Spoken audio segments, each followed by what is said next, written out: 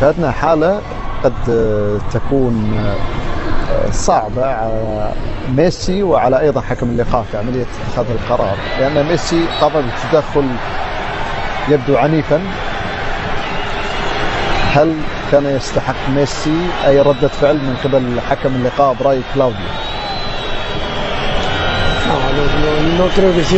لا أعتقد أنه كان مقصودا أن يقوم بذلك. هو لاعب لا يتعمد أبدا على القيام بمثل هذه التدخلات العنيفة. يجب ربما أن نسامحه على ذلك. مقتنع بالكلام؟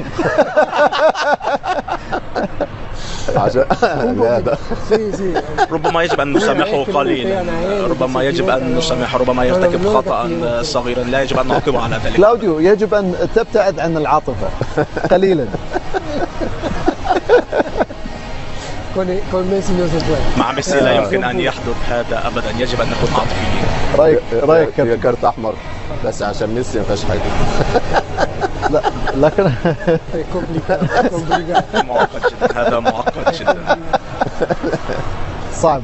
لا يا كارت أحمر، لا كارت أحمر بس عشان ميسي خلاص هنبوظ كأس العالم، الراجل ما يلعبش.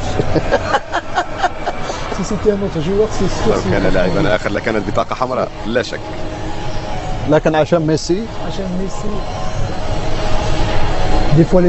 في بعض الأحيان الحكام يتركون مثل هذه الحالات تمر من أجله فقط، لكن هي بطاقة حمراء رغم أن هذا غير مقصود. أظن أنه غير مقصود لكن تستحق بطاقة حمراء، وهذا كان سيغير الكثير في المباراة.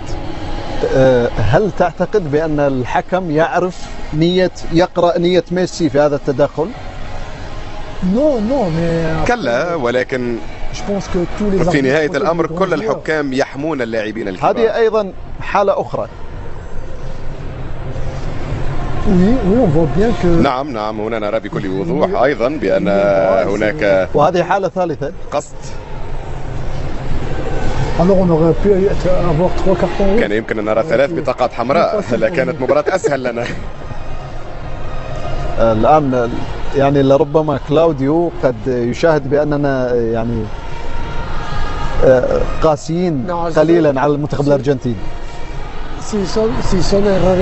إذا كانت أخطاء متتالية ربما الحكم يجب أن يعطي البطاقات إذا كان هذا مناسبا. يجب أن يكون هنالك تكافؤ بين الجميع. يجب دراسة مثل هذا. في بعض الأحيان يتم استدعائهم لتدخل ربما غير مفهوم، وفي مثل هذه اللحظات كان من الممكن أن يتم استدعائهم من قبل الفار، ولكن مع ليونيل ميسي ربما هذا ما حصل، وربما لم يكن هذا غير مقصود. ولكن هنالك لاعبون ربما يكونون مؤثرين، ولكن ليونيل ميسي تعرض للكثير أيضا من مثل هذه التدخلات ومثل هذه الحالات. ربما نسامحه أيضا في بعض